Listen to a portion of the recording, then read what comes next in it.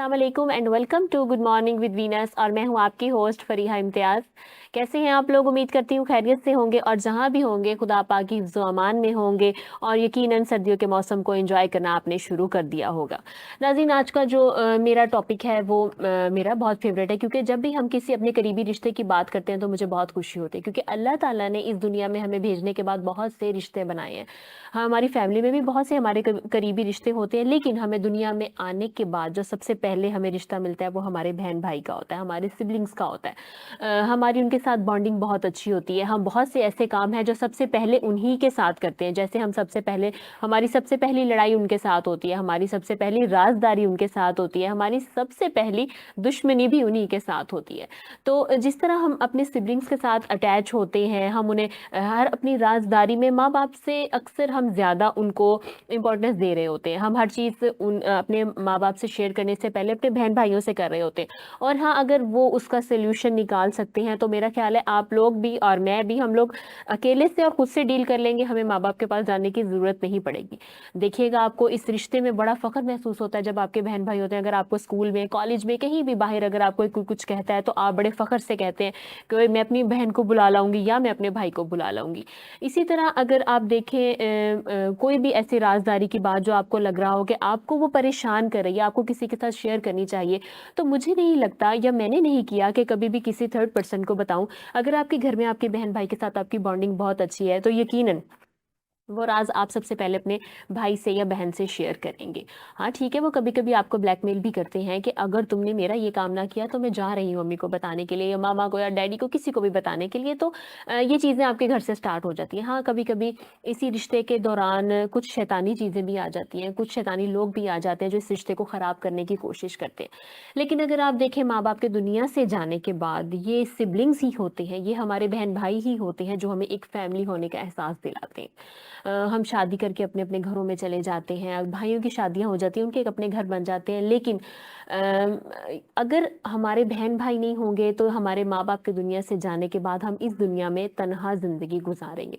तो बहुत से लोग इस रिश्ते को, इस खूबसूरत रिश्ते को ख़राब करने की कोशिश करते हैं। लेकिन आपने अपने प्यार को, अपने बचपन की यादों को कभी दिल से नहीं भुलाना, तो आप इस रिश्ते की अहमियत को भी कभी ख़त्म नहीं कर सकते। आपकी ज़िंदगी में इस रिश्ते की अहमियत कभी ख़त्म नहीं होगी, क्योंकि जो वक्त आपने हंस के और लड़ के और झगड़ के गुजारा है, तो उसमें अगर आप अपने माइंड में चीज़ें रखेंगे, वो आपको इस रिश्ते की अहमियत जो है वो बार बार याद दिलाएंगे। क्योंकि लड़ने झगड़ने के बाद भी आप में से कोई भी फ़ौरन से पहल कर लेता था, लेकिन अब अगर लड़ाई और झगड़े हो जाए तो हम कितना कितना अरसा एक दूसरे को नहीं बुलाते, कितनी सदियां गुजर जाती हैं। और मेरा ख्याल है कोई भी मुश्किल तकलीफ जब आए हम अकेले सह लेते हैं, हम उनको नहीं बताते, क्योंकि हमारे अंदर इस टाइम और इस वक्त ईगो बहुत ज़्यादा हो गई है। हम अपने बहन भाइयों से बहुत दूर होते जा रहे हैं। लेकिन ये एक बड़ा खूबसूरत रिश्ता है। लोगों को अपने इस खूबसूरत रिश्ते को ख़राब ना करने दीजिए, क्योंकि माँ बाप के बाद इस रिश्ते की अहमियत और अपने होने का और एक फैमिली का एहसास दिलाने वाला ये खूबसूरत रिश्ता है जो कि हमेशा आपके साथ रहेगा। आप लाख इनकार करें कि हम आपसे नाराज़ हैं, हम आपसे नहीं बोलेंगे, हमारा जीना मरना ख़त्म, लेकिन ये रिश्ता ख़त्म कभी भी नहीं होगा। तो अपने बहन भाइयों की कदर कीजिए। उनके साथ जो आपकी बॉन्डिंग बचपन में थी, कोशिश करें कि वो बॉन्डिंग आपकी अब भी, और मेरा ख्याल जब तक आप दुनिया में है तब तक वो कायम रहे। हमारे साथ जो आज मेहमान मौजूद हैं, हम उनसे भी पूछेंगे कि उनकी बहन भाइयों के साथ कितनी बॉन्डिंग थी, और उनके पार्टनर इन क्राइम उनका भाई था या उनकी सिस्टर थी, वो किसके ऊपर ज़्यादा यकीन करते थे, या ये सबसे बड़े थे और इनके बहन भाई जो हैं, सिस्टर्स, और वो जो चीज़ें थी वो इनसे आके शेयर करते थे, ये उनको कैसे डील करते थे। सबसे पहले मैं अपने मेहमानों का आपसे तारुफ करवाती चलूँ। जो पहली मेहमान शख्सियत हमारे साथ मौजूद हैं, यासिर इकबाल अंसारी साहब, साबिक सदर यंग लॉयर्स मुल्तान। उनके साथ जो दूसरी मेहमान शख्सियत मौजूद है, नवीदुर रहमान हाशमी साहब हैं, उम्मीदवार बराए जनरल सेक्रेटरी मुल्तान। अस्सलाम वालेकुम सर। वालेकुम बहुत अस्सलाम। शुक्रिया कि आप शो में आए, आपने हमें टाइम दिया। बहुत सबसे पहले यासिर साहब, आप बताएं आपके बहन भाइयों के साथ कितनी बॉन्डिंग है? आप राज किसी को देते हैं या वो आके आपसे शेयर करते हैं, आपको कहते हैं ये राज अपने पास रखो? बहुत शुक्रिया मैडम आपका। ये बहन भाई जो हैं, ये अल्लाह ताला की तरफ से आपको गॉड गिफ्टेड है। अल्लाह ताला ने आपके बहनों भाइयों को आपको एक नेमत के तौर पे दिया है। मेरा जो है बड़े भाई, उनके साथ बहुत ज़्यादा केमिस्ट्री है अल्हम्दुलिल्लाह। कोई भी मुझसे बड़े हैं, मुझसे कोई भी प्रॉब्लम होती है, कोई भी बात है, तो मैं उनसे लाजमी शेयर करता हूँ, उनसे एडवाइस लेता हूँ, उनसे पूछता हूँ। اور اب وہ بھی مجھ سے کوئی بھی کام کرنا ہو تو مجھ سے لازمی پوچھتی ہے, مجھے بھی وہ اپنے ساتھ آن بورڈ رکھتے ہیں کہ بھائی یہ کام کرنا ہے. باقی جو آپ نے پوچھا بچپن کا, تو میرا بچپن بہت خوبصورت گزرا ہے اپنے بھائی کے ساتھ, اپنی بہنوں کے ساتھ. ہم 5 بہن بھائی ہیں الحمدللہ. میری اپنے بھائی کے ساتھ جتنی بنتی ہے میں اس میں بیان نہیں کر سکتا. آپ کو پارٹنر ان کرائم آپ کا بھائی ہے. بھائی ہے وہ, جتنا بھی ہمارا, وہ مجھ سے 1 سال ایک سینئر تھا. سکولنگ ہماری کٹھی ہے, کالج میں ہم کٹھے رہے, یونیورسٹی میں ہم کٹھے رہے.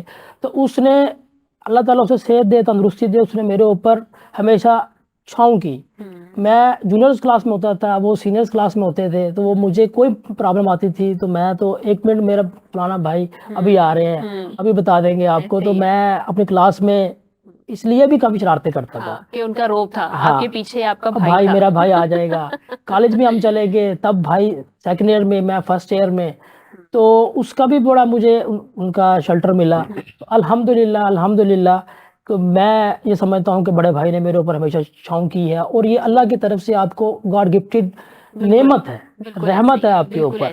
تو یہ جتنا ان کی رسپیکٹ کریں, کوشش کریں کہ جو آپس میں مس انڈرسٹینڈنگز ہیں انہیں اب نہ ہونے دیں, اور اس کو ایمبیکیبلی اس کو حل کریں. اگر میں تھوڑا سا بیان کروں کہ کوئی بھی مسئلہ مسائل ہوتا ہے تو بڑے دل کا مظاہرہ کریں. اچھا یاسر صاحب, اگر بات کریں بہن بھائیوں کے رشتے, کتنا خوبصورت رشتہ ہے. بہت زیادہ. اب اس طرح کا کیا مسئلہ ہو گیا, بہن بھائی ایسے ہی ہیں, اب آپ کی ایگو بہت, اس کا جو لیول ہے وہ بہت ہائی ہو گیا. اگر آپ کی بہن بھائیوں کے ساتھ ہی لڑائی ہو جائے, وہ بہت ایک چھوٹی سی بات ہے, لیکن اس میں ہوتا ہے کہ الگ الگ ہو جاتے ہیں اور جینا مرنا ختم ہو جاتا ہے, اور شکل نہیں دیکھیں گے, اور اس طرح کا یہ کیوں ہے؟ کیا ہم میں برداشت ختم ہو گئی ہے, کہ یا ہمارا جو ایگو کا لیول ہے ہم اس کو ٹچ کرنا ہی نہیں چاہتے, کراس کرنا ہی نہیں چاہتے؟ بیسیکلی جو یہ ہے میٹرز, یہ ہر گھر میں ہوتے ہیں. چھوٹی بڑی باتیں ہر جگہ پہ ہوتی ہیں. آپ یہ کہیں کہیں پہ نہیں, ہر جگہ پہ ہیں. لیکن یہ ہمارے اندر جیسے جیسے ہم بڑے ہوتے جاتے ہیں, جیسے جیسے ہم, پہلے تو ہماری اتنی کیمسٹری ہوتی تھی کہ ہم ہر چیز, ہر بات کٹھے کرتے تھے. جیسے ہم بڑے ہوتے گئے, معاملات چینج ہوتے گئے, پھر ہمارے اندر اپنی سیلف انا آ گئی بہت زیادہ. اگر کسی نے کوئی بات کر دی, میں نے بڑے دل کا مظاہرہ کرتے ہوئے اس سے میں نے معاف نہیں کیا. میں نے کہا نہیں, یہ اس نے بات کیوں کی ہے, اور اس بات کا پورا جواب دیا, تو ایسے رشتے نہیں چلتے. رشتوں کے لیے تو آپ کو اندھا بننا پڑتا ہے اور بہرا بننا پڑتا ہے. دیکھتے ہوئے بھی آپ کو اگنور کرنا پڑتا ہے, اور سنتے ہوئے بھی اس کو لیفٹ اوور کرنا پڑتا ہے کہ کوئی بات نہیں ہے, اگر میں نے رشتہ نبھانا ہے تو. اور میرا خیال ہے یاسر صاحب, اگر آپ کوئی ایسی بات ہو گئی ہے تو اس کے اندر اگر آپ تھوڑا سا تحمل مزاجی کا مظاہرہ کریں اور خاموشی اختیار کر لیں, وہ بات آپ کو اس وقت تو سمجھ نہیں آئے گی, لیکن تھوڑی دیر کے بعد آپ یقیناً اس میں سے کوئی نہ کوئی چیز نکال لیں گے کہ یہ میرے بڑے بھائی نے یا بہن نے یا میرے چھوٹے بھائی نے یہ بات کیوں کہی تھی. فوراً سے جو ہے اس کا ہمیں ریورس جو ہے ثواب نہیں دینا چاہیے. نبی صاحب, آپ کیا کہیں گے اس خوبصورت رشتے کے بارے میں؟ دیکھیں جی, الحمدللہ ہمارے پیارے آقا حضرت محمد مصطفیٰ صلی اللہ علیہ وآلہ وسلم کی زندگی ہمارے لیے مشعل راہ ہے. آپ نے اپنی پوری 63 سالہ زندگی میں کہیں سے کبھی یہ روایت سننے کو نہیں ملی کہ آپ گھر میں شاؤٹ کیا ہوا, آپ اونچا بولے ہوں اپنی ازدواج کے ساتھ اور اپنے منہ بولے بہنوں کے ساتھ. ہمارے لیے ہمارے معاشرے میں بنیادی طور پر عدم برداشت اور میٹیریلسٹک اپروچ کا ہونا, اور ساتھ میں لاشعوریت کا ہونا. شعور ہمارے معاشرے میں جس قدر تیزی کے ساتھ زوال پذیری کا شکار ہے, اسی وجہ سے یہ ڈرا بیکس ہمارے سامنے آ رہے ہیں.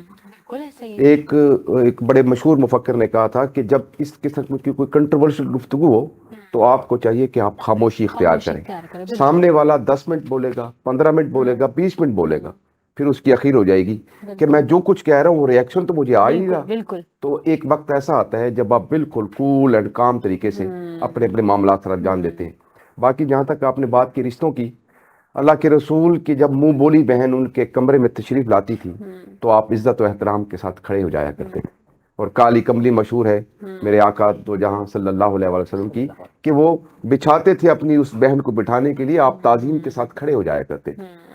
بہنوں اور بھائیوں کی اس سے بڑھ کر خوبصورتی میرے خیال میں کائنات میں کہیں اور موجود نہیں. اور جہاں تک بات ہے بہنوں اور بھائیوں میں, میری کیمسٹری ہمیشہ میرے بڑے بھائی کے ساتھ ڈیولپ رہی. وہ بھی آپ اس کو کرائم, آپ نے ایک لفظ فرمایا, پارٹنر ان کرائم. کرائم تو نہیں کہہ سکتے, ایڈونچر ضرور کہہ سکتے ہیں کہ بالکل. ہم اپنی جو طالب علمی کی زندگی ہے یا خاندان میں شادی بیاہ خوشی غمی کے معاملات ہوتے ہیں, تو میرے بھائی نے ہمیشہ ایک دوست کی طرح اپنا رول پلے کیا. عام طور پر ہوتا ہے نا کہ ہماری اس مشرقی سوسائٹی میں بالکل بڑے ایسے ہی. بھائیوں کا بڑا روب اور ہاں جی دبدبا ہوتا جی ہے جی, کہ میں بڑا ڈر ہوں, خوف. مجھ پر ذمہ داریاں زیادہ ہیں. وہ اپنی جگہ درست ہیں, لیکن ایز کمپیئر ٹو جو افراد اپنے ساتھ والے لوگوں کو ایک دوست کے درجے کی حیثیت سے دیتے ہیں, تو آپ بہت اچھے طریقے سے معاملات کو سر انجام دیتے ہیں. بالکل ایسے ہی ہے. روی صاحب جیسے آپ نے بولا نا ایڈونچر, تو تب ہمیں یہ پتہ نہیں ہوتا ایڈونچر جس طرح کی ہماری ایج ہوتی ہے ہمارے لیے وہ کرائم ہی ہوتے ہیں, اور بعد میں ہمیں پتہ لگتا ہے کہ ہم نے اپنی زندگی میں جو ہے ایڈونچر کیے ہیں. یاسر صاحب, آپ کے شعبے کی طرف آتے ہیں, آپ کے پروفیشن کی طرف, آپ نے یہی فیلڈ کیوں چوز کی؟ یہ پروفیشن جو ہے وکالت کا, الحمدللہ یہ لوگوں کو انصاف لے کے دینا, بالکل ایسے ہی ہے. لوگوں کے لیے جنگ لڑنا, کسی کے ساتھ زیادتی ہو رہی ہے اسے اس کے لیے کھڑے ہونا. کھڑے ہونا. بالکل. میں جب چھوٹا تھا 6 یا 7 کلاس میں, تو میرا تب سے مائنڈ تھا کہ میں نے وکالت ہی کرنی ہے. جب میں وکلا کو دیکھتا تھا جاتے ہوئے یونیفارمز میں, میرا دل کیا چلا جاتا تھا کہ اللہ پاک مجھے بھی ایک دن وکیل بنا دینا. اللہ تعالیٰ نے میری بات سنی, میں نے ایف ایس سی کے بعد فوراً LLB میں ایڈمیشن لیا, اور میں نے میری یہ 7ویں جیسے ہی میں نے یونیفارم میں وکلا کو دیکھا, تب سے میرا مائنڈ تھا کہ میں نے وکالت ہی کرنی ہے, اور وکالت کی, اور الحمدللہ اب کر رہے ہیں. اور جس حد تک ہو رہا ہے اپنی کمیونٹی کو, اپنی سوسائٹی کو انصاف لے کے دے رہے ہیں, اور لوگوں کے لیے کام کر رہے ہیں اور کرتے رہیں گے انشاءاللہ تعالیٰ. آپ کی فیملی میں کوئی اور بھی ہے یا یہ فیلڈ میں سب سے پہلے آپ ہی آئے؟ نہیں, میری فیملی میں کوئی بھی نہیں ہے, نہ میرے خاندان میں کوئی وکیل ہے. میں اپنے پورے خاندان کا واحد وکیل ہوں جو لائر ہوں, جو پریکٹس کر رہا ہوں. میرے خاندان میں کوئی وکیل نہیں, دور دور تک کوئی نہیں ہے. اگر آپ کے فیملی میں کوئی پروفیشن سے ریلیٹڈ نہیں ہوتا تو وہ اکثر آپ کو روکتے ہیں کہ یہ فیلڈ نہ چوز کرو, اس میں بڑے مسائل ہیں اور بڑی ہرڈلز کا آپ کو سامنا کرنا پڑے گا. تو آپ کی فیملی میں بھی کسی نے آپ کو روکا یا انہوں نے آپ کو اپریشیٹ کیا؟ بیسیکلی 2 ویوز تھے. کچھ جو میرے بزرگ تھے, انہوں نے تو پہلے مجھے منع کیا بالکل کہ آپ یہ پروفیشن اڈاپٹ نہ کریں, لیکن میرے والد صاحب نے میرا بہت ساتھ دیا. انہوں نے کہا جو میرا بیٹا کہے گا, شروع سے اس کا مائنڈ ہے تو یہ وکیل ہی بنے گا. اور کافی رشتہ داروں نے آ کے والد صاحب سے بھی کہا کہ اسے منع کروائیں, یہ لانا کرے, یہ انجینئرنگ کرے, یہ MBBS کرے, اس کے نمبر اچھے ہیں.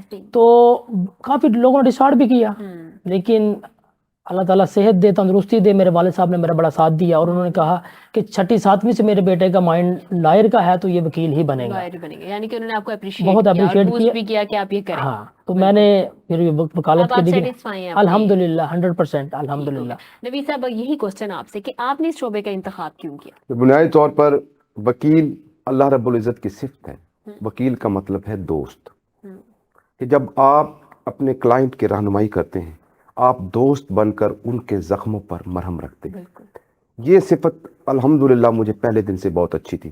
میرے آئیڈیل بانی پاکستان قائد اعظم محمد علی جناح تھے, اور یقیناً جس طرح انہوں نے اپنی عملی زندگی کا آغاز محنت اور جد و جہد سے کیا, آپ نے تاریخ کی کتابوں میں پڑھا ہوگا کہ وکالت کے ابتدائی 4-5 سالوں میں ان کے پاس کوئی مائنر سے کیسز بھی نہیں آتے تھے. یہ ایک وہ آزمائش کا وقت ہے جو ہر وکیل کی زندگی میں آتا ہے, ہم سب لوگوں کی زندگی میں آتا ہے, جو اپنے ہر فیس میں آتا ہے. یہ لائر میں نہیں, اگر آپ کو بزنس بھی سٹارٹ کرتے ہیں تو اس میں بھی آپ کو جو ہے سٹارٹنگ میں ایسی پرابلمز ہوتی ہیں. وہی وقت ہوتا ہے آپ کے اپنے ارادے پر قائم رہنے کا. بالکل. اور آپ نے فرمایا نا کہ کیا وجہ ہے اس کی کہ وکلا لوگ ڈاکٹر بننا چاہتے ہیں, انجینئر بننا چاہتے ہیں. ہم نے کبھی اس طرح نہیں سنا کہ وکیل بننا چاہتے ہیں, ایسی بات بالکل بھی نہیں ہے. لوگوں نے جس طرح انصاری صاحب نے فرمایا کہ ایک مائنڈ میک تھا بچپن سے ہی. دوسری عرض یہ ہے کہ وکالت میں جب آپ عملی زندگی میں آتے ہیں نا, تو تھیوری اور پریکٹیکل میں زمین آسمان کا فرق ہوتا ہے. یہاں پر مسائل کی تعداد اتنی زیادہ ہے کہ نوجوان وکلا آنے کے ساتھ ساتھ بڑے گھمبیر مسائل کا شکار ہو جاتے ہیں. تو وقت کے ساتھ ساتھ وہ چیزیں جو لوگ انٹیکٹ رہتے ہیں وہ ان مسائل کو حل کرنے میں کامیاب ہو جاتے ہیں. اور کچھ دوست ایسے بھی ہیں جو ہماری مجبوری نہیں کر پاتے. لیکن بنیادی طور پر وکیل ایک ایسا شعبہ ہے. دیکھیں, ہماری سوسائٹی میں بدقسمتی کے ساتھ تمام ادارے, سرکاری ادارے, پرائیویٹ ادارے زبوں حالی کا شکار ہیں. عوام کے پاس صرف اور صرف ایک ہی راستہ ہے, اور وہ ہے قابل احترام عدالتیں.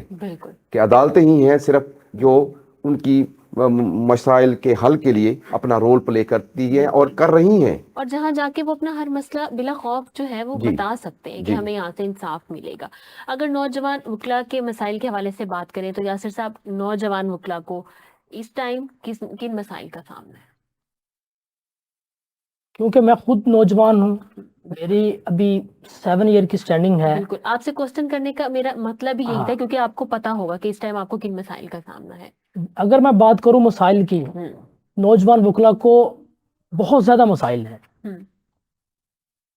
سب سے پہلا جو مسئلہ مجھے پیش آیا، جو میں فیل کرتا ہوں، وہ یہ ہے، ایک نوجوان جس نے ایف ایس سی کی، ایف ایس سی کرنے کے بعد وہ 5 سالہ ایل ایل بی کیا یا 3 سال ایل ایل بی کیا، ایل ایل بی کی ڈگری لینے کے بعد جب وہ کچہری میں آتا ہے بطور پریکٹس کرنے کے طور پہ لائر، تو اس سے سب سے پہلے مسئلہ ہوتا ہے کہ اس نے کسی کا چیمبر، کسی سینئر وکلا کا چیمبر جوائن کرنا ہے. ٹھیک ہے. چیمبر اگر میرا کوئی جاننے والا نہیں ہے تو مجھے میرا کسی سینئر سے بھی رابطہ نہیں ہوگا، تو مجھے کوئی سینئر بھی نہیں ملے گا.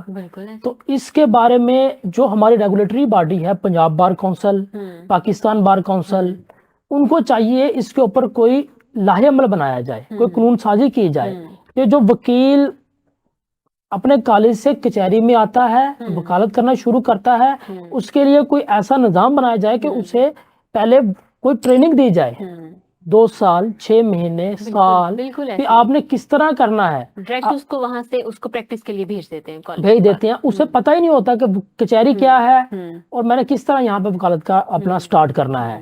دوسری بات ہو جاتی ہے نوجوان وکلا کی فنانس کی. جیسے ہی وہ ڈگری کرتا ہے، اس کے گھر والے سمجھتے ہیں کہ بیٹے نے ڈگری کر لی ہے، اب یہ وکیل بن گیا ہے، پیسے آئیں گے، ہاں اب اس کا سورس آف انکم بن گیا. لیکن ایسا نہیں ہے. میں یہ سمجھتا ہوں، میری ناقص رائے یہ ہے کہ 4 سے 5 سال آپ کا اتنا سٹرگلنگ فیس ہے ڈگری کے بعد بھی، آپ کا کوئی بھی کلائنٹ آپ پہ ٹرسٹ نہیں کرتا.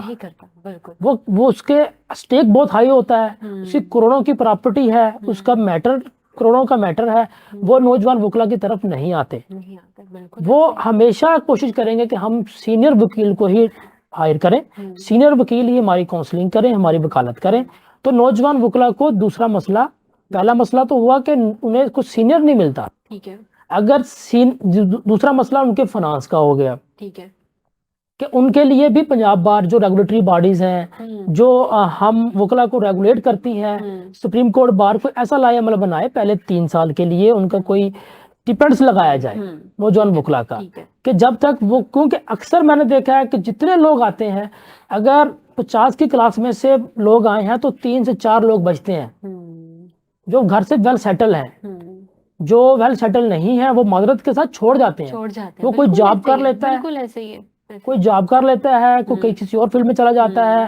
تو اس لیے جب تک ہماری ریگولیٹری باڈیز اس کے اوپر کوئی قانون سازی نہیں کریں گے، نوجوان وکلا کے مسئلے آتے رہیں گے. ان کو نوجوان کو ایڈریس کرنا پڑے گا تاکہ نوجوان ڈسہارڈ نہ ہو. ڈسہارڈ تب ہوتا ہے جب اسے کچھ نظر ہی نہیں آتا. پہلے 4 سال 5 سال میں سمجھتا ہوں کہ اسے کوئی اس کے بس لفافہ یا کوئی اس کا بریف نہیں ہوتا. بالکل ایسا ہی ہے، بالکل جو بھی آئے گا، ہاں، بہت سٹرگلنگ پیریڈ. اس کے بعد پھر الحمدللہ یہ بہت اچھا پروفیشن ہے. میں ایک بات یہاں پہ ضرور کروں گا کہ جو پریکٹس ہے، یہ اس میں اس کو ہمارے جسٹس صاحبان تھے، انہوں نے ایک بات کی تھی. میں نے شروع میں، میرا کوئی 7واں 8واں دن تھا، جسٹس صاحب نے ایک بات کی تھی. انہوں نے کہا تھا کہ یہ وکالت میں لیلۃ القدر کی رات لازمی آتی ہے، اور میرا اسی بات کے اوپر ٹرسٹ ہے، اور الحمدللہ آج میں سیٹسفائی ہوں. لیلۃ القدر سے مراد سے بات یہ کہ آپ محنت کرتے رہیں، آپ کو اس کا پھل لازمی ملے گا. اگر آپ چاہیں کہ 2 سالوں میں 3 سالوں میں آپ کو اس کا پھل ملنا شروع، تو ایسا نہیں ہے. وہ لیلۃ القدر والی بات ہے کہ آپ کو ڈھونڈنا پڑے گا، آپ کو محنت کرنی پڑے گی، آپ کو لگا رہنا پڑے گا. اسٹرگل کرنی پڑے گی. لگے رہنے کا نام ہی وکالت. میں کہتا ہوں کہ مجھے جو ملتا ہے، میں کہتا ہوں بھائی آپ لگے رہو، اللہ پہ ٹرسٹ کر کے ایک دن آپ لازمی کامیاب ہو گئے، اور وہ ہوتے ہیں. لیکن نوجوان وکیل پہلے سال میں 6 مہینوں میں ڈسہارڈ ہو جاتا ہے بہت جلدی. تو یہ کافی مسائل ہیں، ان کو ایڈریس کرنا چاہیے. میں سمجھتا ہوں پنجاب بار کو، پاکستان بار کو، جو ریگولیٹری باڈیز ہیں، تو اس کو، تاکہ نوجوان وکیل ڈسہارڈ نہ ہو، وکالت کی طرف سے آئے، وکالت کرے. وہ ٹھیک ہو گیا. نوید صاحب، آپ کیا کہیں گے جس طرح انہوں نے بتایا، کیونکہ ماشاءاللہ آپ جنرل سیکریٹری ہیں، امیدوار برائے جنرل سیکریٹری ملتان کے، تو آپ ان مسائل کے بارے میں کیا کہیں گے؟ اگر انشاءاللہ آپ اگر ون کرتے ہیں تو اس کے بعد آپ ان مسائل کو کیسے حل کریں گے؟ دیکھیں جی، انشاءاللہ تعالی ہم خود اس اسٹرگلنگ فیز سے گزرے ہوئے ہیں، بالکل ایسے ہی تو یہاں پر نوجوان وکلاء کے لیے سب سے پہلے بنیادی بات تو ہے کہ رہنمائی کا بندوبست ہونا چاہیے۔ ہمارے ڈسٹرکٹ بار ایسوسیشن کے زیر اہتمام انشاءاللہ ہم سینئرز اور نوجوان وکلاء کی کمیٹی ایک ایسی تشکیل دیں گے جس میں ان مسائل کو ایڈریس کرنے کے لیے پازیٹیولی سائنس ہوں گے اور پازیٹیولی طور پر اس کو عمل درآمد کی طرف جایا جائے گا۔ ٹھیک ہے، باقی جہاں تک بات رہے گی وکلاء کے مسائل کی، ہمارے یہاں اس سوسائٹی میں چونکہ عدل اور انصاف جس طرح ہونا چاہیے تھا ویسا نہیں ہے، بالکل۔ ٹھیک ہے، اس لیے زیادہ ضرورت ہے کہ حکومتی سطح پر، پاکستان بار اور پنجاب بار کی سطح پر اور ایز ویل ڈسٹرکٹ بار کی سطح پر ان چیزوں کو ایڈریس کرنا چاہیے۔ یہاں پر نوجوانوں کے چیمبرز کے ایشوز ہیں، وہاں پر ان کے روزگار کے ایشوز بالکل ہیں، ایسا ہی ہے۔ آتے ہی ظاہر ہے ایک ایسے فیس کا سامنا کرنا پڑتا ہے جہاں پر ایک پبلک میں تو کنسیپٹ یہی ہوتا ہے کہ یہ صاحب وکیل بن گئے ہیں تو اب ماشاءاللہ دن رات آمدنی شروع ہو گئی، حالانکہ ایسا نہیں ہوتا۔ یہ ایک کالے کوٹ کا کریز ہوتا ہے، یہ ایک شخص نے پہنا ہوا ہوتا ہے تو لوگ یہ سمجھتے ہیں۔ بہت کچھ ہے وکالت کے اس پروفیشن پہ۔ آپ یہ دیکھیں کہ یہاں پر لوگوں نے بہت جسٹس صاحبان یہیں سے ہو کر کے جاتے ہیں بنیادی طور پر، تو وہ لوگ جو اس ریاست کے قانون کو ایڈریس کر رہے ہیں ان کا بنیادی آغاز ایک وکیل کی سطح سے ہی لیکن ہوتا ہے۔ نوید صاحب، ہو سکتا ہے کہ تب اتنے ان کو مسائل کا سامنا نہ ہو، لیکن اگر اب آپ اب کا دور دیکھتے ہیں تو لوگوں کو واقعی میں بہت سارے مسائل کا سامنا ہے، وکلا کو، جیسے نوجوان وکلا ہے، چیمبرز ہیں، کبھی کبھار سینئرز جو ہیں وہ کوآپریٹ نہیں کر رہے ہوتے ہیں اور کبھی کبھار ان کی بہت سارا کلاس لگا رہے ہوتے ہیں، تو یہ سب چیزیں پہلے نہیں تھی، اب ہیں، ایسا ہی ہے؟ میں سمجھتا ہوں ہمارے روزمرہ زندگی میں جتنے بھی پروفیشنز ہیں ان سب میں مسائل کا سامنا کرنا پڑ رہا ہے، بالکل، نو ڈاؤٹ۔ لیکن وکالت کے پیشے کا ایک بڑا خوبصورت حسن یہ ہے یہاں پر ہماری کمیونٹی میں اتحاد بہت زیادہ ہے۔ بالکل، آپ یہ دیکھیں، اگر میں اتحاد کی طرف آؤں تو پاکستان کی تاریخ میں مارشاء اللہ آئے، آمریت کا دور آیا، ظلم اور جبر کا دور آیا، لیکن بار ایسوسیشنز کے انتخابات ہر سال تواتر کے ساتھ ہوتے رہے اور پرامن طریقے سے۔ دیکھیں، ہم ایک عدالت میں دو مخالف وکیل اپنے اپنے کلائنٹس کے کیسز کی پیروی کر رہے ہوتے ہیں، قانون کی مثالیں دے رہے ہوتے ہیں، لاؤڈلی بھی ہوتے ہیں، پولائٹ بھی ہوتے ہیں، شاؤٹ بھی کرتے ہیں، اور وہی عدالت کے بعد باہر آ کر ایک دوسرے کے ساتھ بغل گیر ہو رہے ہوتے ہیں اور کینٹین میں بیٹھ کر چائے پی رہے ہوتے ہیں۔ یہ اس شعبے کا حسن ہے۔ اور جہاں تک بات رہ گئی، ہمارے الحمدللہ سینئرز بہت زیادہ کوآپریٹو ہیں، وہ حتی المقدور یہی کوشش کرتے ہیں کہ جو بچہ آئے اسے پراپر اکاموڈیٹ کیا جائے، اس کے فائنانس کا بندوبست کیا جائے۔ یہ چیزیں کم ضرور ہیں لیکن موجود ہیں، ضرورت ہے ان کو بڑھانے کی، ان کو بہتر کرنے کی، اور انشاءاللہ تعالی اللہ رب العزت نے اگر کامیابی ہمارے مقدر میں لکھی تو ہم ان چیزوں کو آ کے پازیٹیولی ایڈریس کریں گے اور جس کا عملی مظاہرہ انشاءاللہ تعالی نظر آئے گا لوگوں کو۔ ٹھیک ہو گیا۔ اچھا سر، اگر بات کریں الیکشن کی، تو وکلا کے الیکشن کیوں ہوتے؟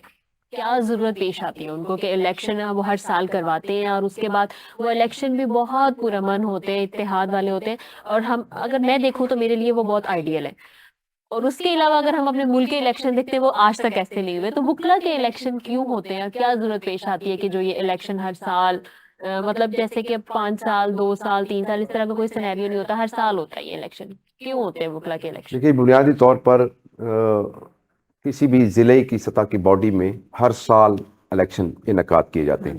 پنجاب بار کونسل جو وکلاء اپنے نمائندے منتخب بھیجتے ہیں پنجاب میں، وہ 5 سال بعد ہوتے ہیں، اور اسی طرح پاکستان بار کے الیکشن ہوتے ہیں۔ آئین پاکستان کے تحت وکلاء کے ان الیکشنز کا تذکرہ ہمارے 1973 کے آئین میں موجود ہے، اور اس کا بنیادی مقصد کمیونٹی کی فلاح اور بہبود ہے۔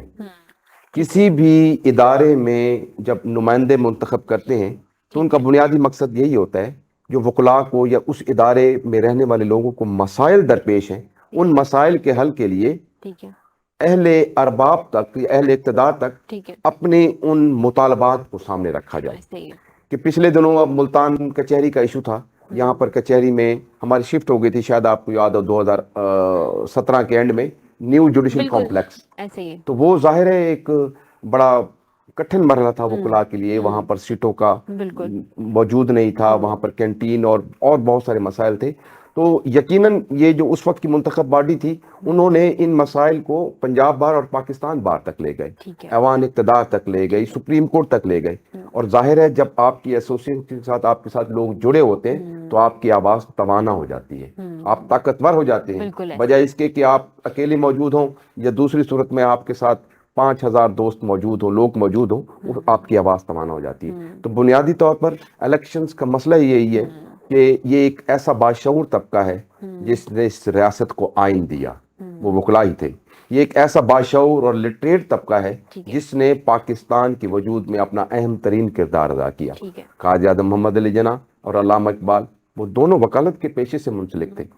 तो जब भी अवाम पर किसी किस्म की कोई प्रॉब्लम्स, कोई मुश्किल पेश आती है, तो आप सोसाइटी में देखेंगे कि वकला ही ऐसा तबका है बिल्कुल। जो अपने सरों पर कफन पेश बांधकर कदम हो। अवाम के हकूक के लिए सफ़े अव्वल का किरदार अदा करते हैं। बिल्कुल। और आपने फरमाया कि मकसद क्या है, मकासद सिर्फ यही है कि अपने कम्युनिटी में पेश आने वाले मसाइल को हल करने के हल लिए किया जाए। वो मुंतखब नुमाइंदे अपना कलीदी किरदार अदा ठीक करें। हो गया। हम आपसे ब्रेक के बाद पूछेंगे कि आपका क्या मोटिव है, अगर आप इलेक्शन जीतते हैं तो आप इनके अंदर मजीद क्या तब्दीलियां लेके आएंगे और क्या बेहतरी आप अपनी तरफ से और लाना चाहते हैं और क्या आपके माइंड में प्लान है। लेकिन अब टाइम हुआ एक ब्रेक का, देखते रहिए गुड मॉर्निंग विद वीनस। मिलते हैं ब्रेक के बाद।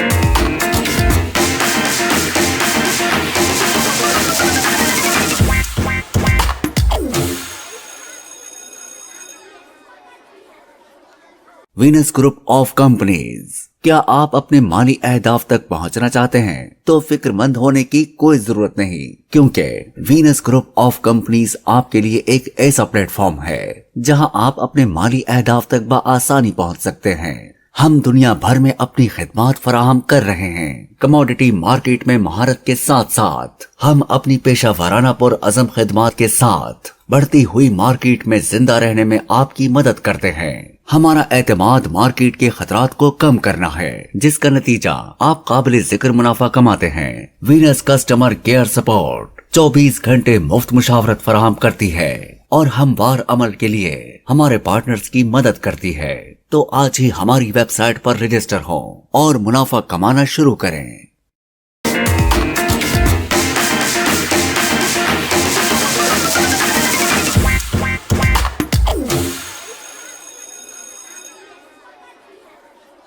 तो वेलकम बैक नाज़रीन to good morning with Venus. अब हम यासिर साहब से एक बहुत अहम मसला और बहुत एक अहम चीज़ जो हम पूछेंगे वो ये कि हमारे मुल्क में एक शादी करना तो एक फ़र्ज समझा जाता है, लेकिन जब शादी के टाइम पे जिस निकाहनामे पे हम अपनी बेटी को दे रहे होते हैं, जिस निकाहनामे पे हम उसकी ज़िंदगी लिख रहे होते हैं, हमने आज तक उसको कभी पढ़ने की कोशिश नहीं की, क्योंकि अगर देखा जाए तो नाम और उसकी पूरी हिस्ट्री, उसके बाद बाकी जो पूरा निकाहनामा होता है उसके ऊपर एक क्रॉस या लाइन की शक्ल में हम दे दिया जाता है कि बस ना वो हमने कभी खुद पढ़ा है ना वो हम आपको पढ़ने देंगे। तो उन हर शिक की क्या अहमियत है और हमें कौन कौन सी शिक को कैसे फिल करना चाहिए, साहब आप इस बारे में क्या कहेंगे? मैं जो ये समझता हूँ कि निकाहनामा माबैन फरीकैन, दुल्हन और दूल्हे के दरमियान एक सिविल मुआहदा है जिसको हम निकाहनामे का नाम देते हैं, जिसपे हमारी शर्त और शराइत होती हैं। ठीक है। आपने कहा कि कॉलम के बारे में आपने डिस्कस का पूछा आपने। मैं ये समझता हूँ कि जब भी निकाह हो, दोनों फरीकैन, दूल्हे वाले और दुल्हन वाले, उस पूरे निकाहनामे को डिटेल से पहले पढ़ें फिर उसे फिल करें। और हम अक्सर देखते हैं कि जब ये इवेंट्स हो रहे होते हैं, शादी का इवेंट हो रहा होता है, तो किसी को इस बारे में कोई खबर नहीं होती। जब निकाह हो जाता है, बीच में कोई मिसअंडरस्टैंडिंग आ जाती है, फिर वो कहते हैं कि हमने तो ये लिखवाया था, ये नहीं लिखवाया था, ये लिखा हुआ है। और यासिर साहब, दूल्हा दुल्हन तो एक तरफ रह गए हैं और वो जो निकाहनामे की फिल करना है ना, वो कोई और पर्सन जाके पहले ही मौलवी साहब को करवा आता है, क्योंकि मौलवी साहब जब आता है वो रेडी होता है कि सिर्फ आपको कलमे पढ़ाएगा और पूछेगा कबूल है, बस। इसके अलावा जो चीजें हैं वो किसी को भी नहीं पता, कोई थर्ड पर्सन जाके जो है उसको फिलअप करवा आया, ये चीजें आपने लिखनी है। बेसिकली होना तो ये चाहिए कि दोनों फरीकैन इस बारे में बैठ के कंसेंसस डेवलप करें। बिल्कुल ऐसे कि हाँ, हमारी बेटी को हकुल महर में क्या देंगे, उसको उसका जो گولڈ میں کیا دیں گے, کب دیں گے, کیسے دیں گے, تاکہ بیچ میں کوئی ابہام نہ رہ جائے. تو جو تھرڈ پرسن کی آپ بات کر رہے ہیں, ہوتا عموماً نارمس مثلاً جو چلے آ رہے ہیں رسم و رواج وہ ایسے ہی ہیں, لیکن یہ بیسیکلی دو فریقین کے درمیان معاہدہ ہے. اس کا جو کالم نمبر 16, 17 اس کے اوپر حق المہر کا ذکر ہوتا ہے.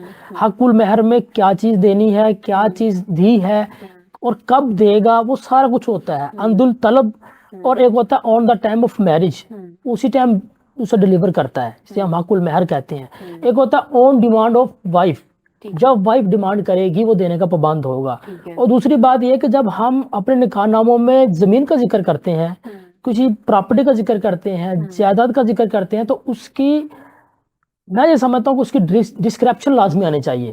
کون سی جگہ پہ پراپرٹی ہے, کس کے نام پراپرٹی ہے, اس کی کھیوٹ, خطونی, مربع, قلعہ, موضع, تقریباً یہ لازمی ہونا چاہیے.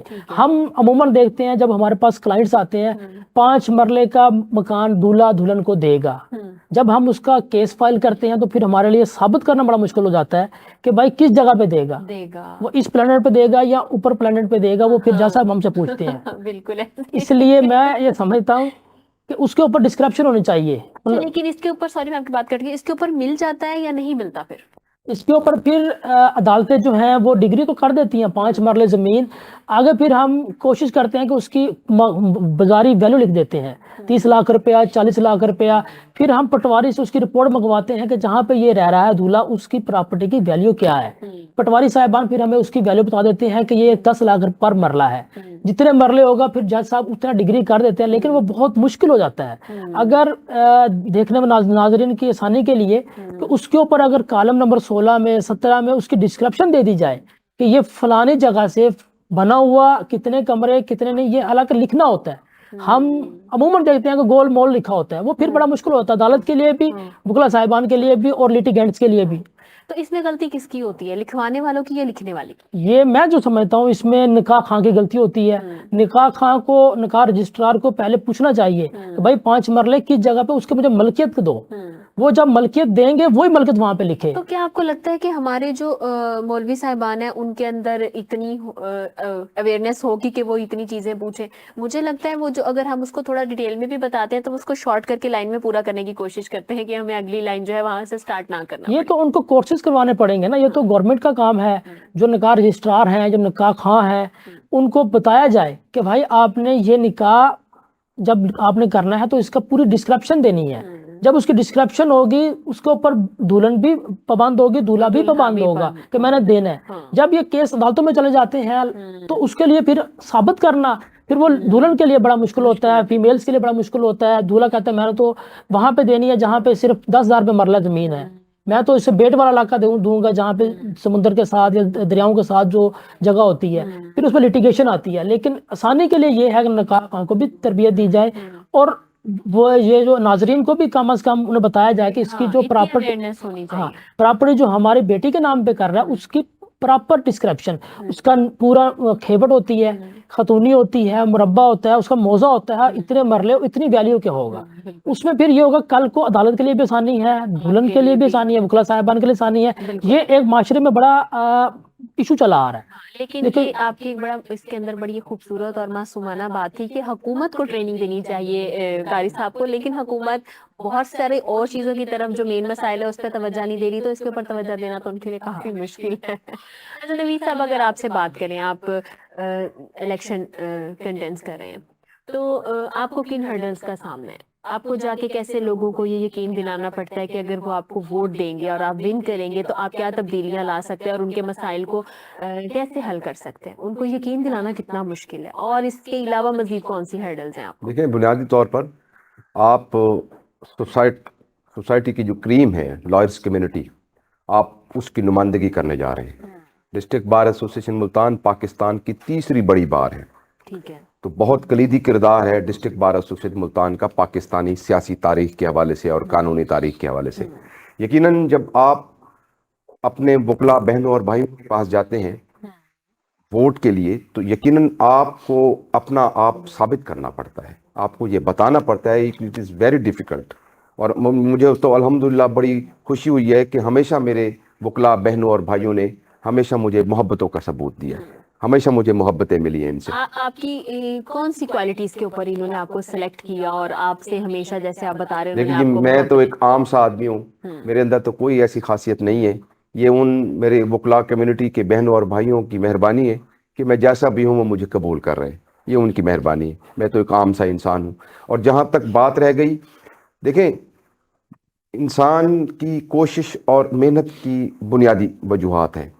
لائرس کمیونٹی میں جب ہم ووٹ مانگنے کے لیے جاتے ہیں تو بنیادی طور پر بار روم میں پروگرامات ہوتے ہیں مختلف ایشوز پر, وہاں پر سینکڑوں کی تعداد میں وکلاء میل اور فیمیل موجود ہوتے ہیں, تو وہاں پر آپ اپنا نقطہ نظر رکھتے ہیں. پچھلے دنوں ڈسٹرکٹ بار ایسوسیشن ملتان میں پاکستان کی سیاسی حوالے سے ایک سیمینار کا انعقاد تھا, تو وہاں پر اپنی بساط اور سوچ کے مطابق ہم نے اپنا موقف بیان کیا. اس موقف کی بنیاد پر پھر لوگ ہماری لائرس کمیونٹی کے احباب ایک اپنا ویو بنا لیتے.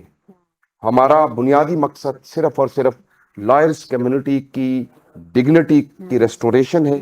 کالے کوٹ کے تقدس کی پہچان اور تقدس کا اپنا پامالی کے خلاف ہمارا رول ہوتا ہے. اور جہاں بھی کسی وکیل کا ایشو, کسی لٹیگنٹ کا ایشو ہو, وہاں پر ہم کوشش کرتے ہیں کہ اپنا بنیادی طور پر کردار ادا کریں.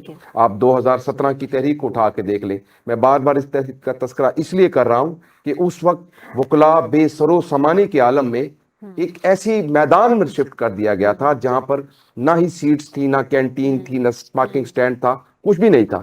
آپ یہاں پر اس دفتر میں, اس اسٹوڈیو میں موجود ہیں, یہاں پر چھت بھی ہیں, دیواریں بھی ہیں, فرنیچر بھی ہیں. تو یہ کیا آپ امیجن کر سکتی ہیں کہ آپ ماڈل ٹاؤن چوک پر روڈ کے اوپر بیٹھ کر اپنا یہ پروگرام انعقاد کر سکیں؟ امپاسبل, ایسا پاسبل ہی نہیں ہے. تو الحمدللہ وہ تحریک ڈسٹرکٹ بار ایسوسیشن کے غیور وکلاء بہنوں اور بھائیوں نے چلائی. وہ تحریک ہمارے ماتھے کا جھومر ہے, ہمارے سر کا تاج ہے. جب بھی وکلاء کو مشکل پیش آئی اس وقت ہم لوگوں نے اپنا کلیدی کردار ادا کیا. ٹھیک ہو گیا. نوید صاحب, اب آپ کا کیا موٹو ہے اور آپ کا کیا ایم ہے کہ اگر آپ یہ ون کرتے ہیں تو آپ کون سی چینجنگ لے کے آئیں گے؟ دیکھیں بنیادی طور پر جس طرح ابھی ہمارے زیر بحث تھا کہ نوجوان وکلاء کو بڑے مسائل کا سامنا. نوجوان وکلاء کے مختلف ڈپارٹمنٹس میں ملتان ڈسٹرکٹ ایک بہت بڑا ڈسٹرکٹ ہے. یہاں پر ایک انڈسٹریل اسٹیٹ, انڈسٹریل زون بھی موجود ہے. ہماری بنیادی ترجیح یہ ہوگی کہ وکلاء کو ہم مختلف کمپنیز میں بطور لیگل ایڈوائزرز ان کو ہم ایڈوائزریاں لے کر کے دیں, تاکہ ایک لم سم اماؤنٹ منتھلی ان کے اکاؤنٹ میں ٹرانسفر ہوتا رہے اور وہ اپنے اخراجات اور اپنے روزمرہ کے معاملات کو لے کر کے آگے چلتے رہیں. ٹھیک ہے سر. اس کے بعد جو نا وہ وکلاء کو یہاں پر سیٹس کا ایشو ہے, وہاں پر ان کی چیمبرز نہیں ہیں. یہاں پر 7,000 پلس لائرز موجود ہیں ڈسٹرکٹ بار ایسوسیشن ملتان میں, اور جو آپ کے موجودہ اس وقت چیمبر ایگزسٹ کر رہے ہیں وہ اپروکسیمیٹلی 1700-1800 کے قریب ہیں. تو یہاں پر ایک بہت بڑا بھی کمی محسوس ہو رہی ہے چیمبرز کی, اور انشاءاللہ تعالی اللہ رب العزت نے اگر کامیابی بخشی تو ہم وکلاء کے ان مسائل کو ایڈریس کریں گے. لائرز ڈگنیٹی کے بہت سوالات اٹھ رہے ہیں یہاں پر. ہم یہ آپ کے ناظرین کو میں انشاءاللہ تعالی بتانا چاہتا ہوں کہ ہمارے جو ڈسٹرکٹ بار ایسوسیشن کا کانسٹیٹیوشن ہے اس میں وکلاء کے حقوق کے تحفظ کے ساتھ ساتھ لٹیگنٹ کے حقوق کے تحفظ کے لیے بھی ڈسٹرکٹ بار کا کلیدی کردار ہے. کہ اگر شہر میں کچھ اس طرح کی صورتحال کا سامنا کرنا پڑ جاتا ہے, جس طرح پچھلے دنوں آپ یہ دیکھیں, پچھلے سال پورے ملک میں سیلاب نے بہت تباہ کاری مچائی, تو الحمدللہ ڈسٹرکٹ بار ایسوسیشن ملتان کے وکلاء نے چوک کچہری پر ایک کیمپ لگایا. اس میں لاکھوں روپے کی رقم جمع ہوئی اور وہ ہم آن دا ریکارڈ اور لائیو فیس بک پر ہم نے اس کو چلایا. وہ ہم توسہ شریف میں جو متاثرہ علاقے ہیں دریا کے اندر, وہاں پر ہم لوگوں کا جا کر دیکھ کر کے آئے. یہ اس شعبے کی ایک بہت خوبصورتی ہے کہ آپ صرف وکلاء کے حقوق کے لیے نہ صرف بلکہ عوام کے حقوق کے لیے بھی اپنا کلیدی کردار ادا کریں. اس میں کوئی ڈاؤٹ نہیں نوید صاحب, جب بھی کوئی ایسا مسائل ہوتا ہے جو وکلاء ہیں وہ پیش قدم ہمیں سب سے آگے نظر آتے ہیں. اچھا یاسر صاحب, اگر ہم فیملی ایشوز کی بات کریں, آپ کے سرکل کی بات کریں, جو کیسز آپ دیکھ رہے ہیں, تو اس ٹائم فیملی ایشوز میں کون سے کیسز کی ریشو زیادہ ہے؟ ڈیورس کی یا لڑائی جھگڑے کی, یا اگر دیکھا جائے تو جائیداد کے پیچھے ہے؟ فیملیز میٹر جو ہے وہ زیادہ تر جو ہے ہم میں عدم برداشت ہے, برداشت بالکل ختم ہو چکی ہے. فیملی میٹر میں زیادہ تر تنسیق کے کیسز ہیں جو عورت دائر کرتی ہے کہ میں نے اپنے خاوند کے ساتھ نہیں رہنا, اس کے علاوہ اس کے سامان جہیز کا کیس ہوتا ہے. آپ اگر بات کریں سول میٹر کی تو سول میٹر بھی بے انتہا ہے لیکن فیملی میٹر زیادہ ہیں, کیونکہ دن بہ دن جیسے جیسے ہم دیکھ رہے ہیں کہ فیملی کیسز زیادہ دائر ہوتے ہیں کہ ایک 6 مہینے شادی کو ہوتے ہیں وہ عدالت میں آ جاتے ہیں کہ ہمیں سیپریشن لینی ہے, سیپریشن کرنی ہے. نہیں یاسر صاحب, اس کا ریزن کیا ہوتا ہے؟ جیسے آپ نے بتایا کہ اکثر اس میں میجورٹی جو ہے عورت کیس فائل کرتی ہے کہ مجھے اپنے ہسبینڈ کے ساتھ ہی رہنا, تو اس کی ریزن کیا ہوتی؟ میں سمجھتا ہوں عدم برداشت, کیونکہ جیسے ہی شادی ہوتی ہے 2 مہینوں بعد 3 مہینوں بعد یہ کیسز فائل ہو جاتے ہیں. تو یہ معاشرے کے اندر ایسا سسٹم ہو کہ جس میں کوئی برداشت ختم ہو چکی ہے. بالکل لوگوں میں اتنا غصہ, اتنی لڑائی, فضول کی لڑائی, انا پرستی اور کسی کو برداشت نہ کرنا, تو یہ فیملی کیسز بہت زیادہ کیسز دائر ہو رہے ہیں جس کی وجہ سے معاشرہ بے روی کا شکار ہوتا جا رہا ہے. آپ دیکھتے ہیں کہ ایک ماں باپ نے شادی کی ہے بیٹی کی, اس کے 2 مہینے بعد, 2.5 مہینے بعد, 3 مہینے بعد وہ عدالت میں آ جاتے ہیں کہ ہمیں سیپریشن چاہیے, ہم نے گھر آباد نہیں کرنا. حالانکہ مرد کئی دفعہ ہم نے دیکھا کہ وہ چاہ رہا ہوتا ہے کہ ہم گھر آباد کر دیں, لیکن جب عورت بیان دیتی ہے کہ میں نے نہیں رہنا تو پھر اس کی سیپریشن ہو جاتی ہے. تو یہ عدم برداشت کی وجہ سے کچھ فیمیلز کو بھی عدالتیں تھوڑا ریلیف دیتی ہیں. ہاں, تو وہ نہیں سنتی کہ آپ کی وجہ کیا ہے, وہ کوئی وجہ بھی نہ بیان نہ کرے پھر بھی اس کی ڈیورس ہو جائے گی, اس کی تنسیق ہو جائے گی. تو اس لیے عدالتوں کو بھی چاہیے کہ تھوڑا سا ایک موقع دیا جائے کہ دونوں کو سماعت کیا جائے, کوئی سالڈ ریزن ہونے چاہیے. اور یاسر صاحب, کبھی جب آپ کے پاس ایسے کیسز آئے تو آپ نے ان کو ریزالو کرنے کی کوشش کی, آپ نے فیمیل کو سمجھانے کی کوشش کی, میل کو سمجھانے کی کوشش کی کہ سیپریشن ہی اس کا حل نہیں ہے, کوئی اور راستہ بھی نکل سکتا ہے, اگر تھوڑا سا آپ اپنے آپ کو ٹائم دیں, اسپیس دیں تو ہو سکتا ہے یہ معاملہ آپ کا سالو ہو جائے؟ ہاں بالکل دی, جیسے ہمارے پاس کلائنٹس آتے ہیں وہ ہم سے ڈسکس کرتے ہیں, ہم سب سے پہلے اس کو یہی ایڈوائز کرتے ہیں کہ بھائی اس کو گھر میں اپنے میٹر کو سالو کریں. یہ آپ کا گھر کا میٹر ہے, اگر آپ عدالت میں آ جائیں گے تو پھر مشکل ہو جائے گا. پھر بھی جب ہم کیس فائل کر دیتے ہیں اس کے بعد بھی ایک پیشی ہوتی ہے مابین فریقین راضی نامے کی, اس میں بھی ہم وکلا صاحبان حتی الامکان کوشش کرتے ہیں کہ ان کی صلح ہو جائے, میٹر سالو آؤٹ ہو جائے. ہم تو ان کو آتے ہی ایڈوائز کرتے ہیں کہ بھائی یہ میٹر جو ہے یہ آپ کا تھوڑا سا آپ سپیس دیں دوسرے کو, اس کے بعد اللہ کرے گا کوئی بیچ میں بہتری آئے گی, آپ کا راضی نامہ ہو جائے گا. لیکن میں یہ سمجھتا ہوں کہ جب کوئی بھی لٹیگنٹ عدالت میں آ جاتا ہے, وکیل کے چیمبر پہ آ جاتا ہے, تو پھر وہ ساری حدیں کراس کر کے آتا ہے, کیونکہ وہاں تک وہ پہنچتا ہی لیمٹس کراس کر کے ہے, کیونکہ وہ نہیں چاہتا, وہ واپس نہیں جانا چاہتا, وہ کوئی دوسرا راستہ نہیں نکالنا چاہتا. کیونکہ سب سے پہلے وہ اپنے گھر کی لیول تک بات کریں گے, پھر اپنے کونسلر کے پاس جائیں گے, پھر اپنے کسی بزرگ کے پاس جائیں گے. وہ جب دیکھیں گے کہ ہمارا میٹر کہیں سالو آؤٹ نہیں ہو رہا, پھر ہی وہ ہمارے دفتر میں آئے گا. پھر بھی ہم وکلا صاحبان انہیں لازمی ایڈوائز کرتے ہیں کہ بھائی ابھی رہنے دیں, اس کو تھوڑا ویٹ کر لیں, آپ کی بیٹی ہے, آپ کا بیٹا ہے, اس کے بعد ان کو سمجھانے کی کوشش کریں تاکہ ان کا راضی نامہ ہو سکے. کوشش ہم بہت کرتے ہیں کہ یہ میٹر نہ ہو, لیکن معذرت کے ساتھ سب سے زیادہ کیسز بھی فیملی کیسز ہی دائر ہو رہے ہیں, کیونکہ عدم برداشت یا کوئی برداشت کرنے کو تیار نہیں ہے.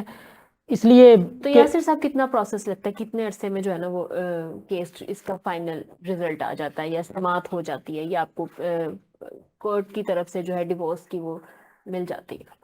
اگر آپ صرف تنسیق کی بات کریں گے, دعوت تنسیق کے اوپر, تو آئی تھنک سو 3 سے 4 ماہ میں یہ سب پورا پروسیجر ہو جاتا ہے. ٹھیک ہے.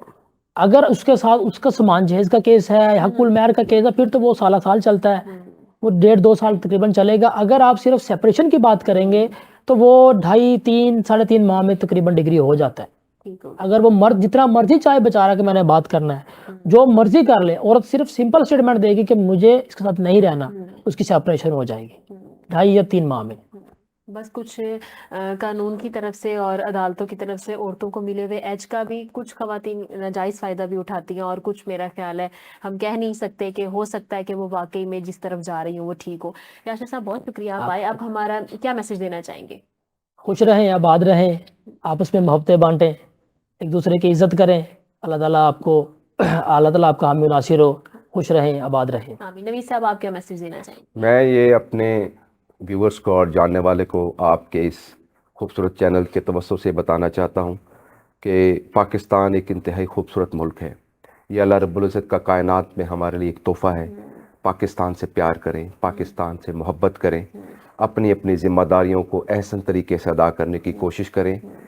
پیار کریں پاکستانی قوم کے ساتھ، اپنے اداروں کے ساتھ. پاکستان میں رہنے والے لوگ بہت خوبصورت ہیں، اور آپ وہ شاعر نے کہا تھا نا کہ موج بڑھے یا آندھی آئے دیا جلائے رکھنا ہے، گھر کی خاطر 100 دکھ جھیلے گھر تو آخر اپنا ہے. بس آپ اب اس پاکستان سے، اس ریاست سے پیار کریں، کیونکہ ہماری بقا اسی ریاست کے وجود میں ممکن ہے. بالکل. بہت شکریہ. بہت تھینک یو. شکریہ سر، آپ آئے. آپ کی کیونکہ کافی ٹف روٹین چل رہی ہے، آپ کی کیمپنگ چل رہی ہے، اس میں سے بھی آپ نے ہمارے لیے ٹائم دیا. تو جی ناظرین، آج کے پروگرام کا وقت ختم ہوا جاتا ہے، اور آج کا پروگرام بہت انفارمیٹیو بھی تھا. جو چیزیں ہم نے کوشش کی، میں نے کوشش کی کہ آپ کو کچھ ایسے اہم پوائنٹس جو آپ لوگ نہیں جانتے، جو ہم بے خیالی میں کر جاتے ہیں اور بعد میں جو ہے ہم پچھتاتے ہیں کہ اگر ہم ٹائملی اس کو جان پاتے تو شاید آج ہمیں ان مسائل کا سامنا نہ ہوتا. اپنے اندر تھوڑی سی عدم برداشت لائیں. اور جاتے جاتے آپ کو دوبارہ یاد کرواتی چلو ہمارے ٹاپک کے بارے میں کہ بہن بھائیوں کا رشتہ بہت خوبصورت ہے. اس کو کسی کی انا کی بھیٹ، اپنی انا کی بھیٹ یا کسی کی سازشوں کی بھیٹ مت چڑھنے دیں. اس رشتے کو انجوائے کریں جب تک آپ کی زندگی ہے. کل آپ سے دوبارہ ملاقات ہوگی نئے مہمانوں کے ساتھ، نئے ٹاپک کے ساتھ. تب تک کے لیے اجازت دیجیے. اللہ حافظ.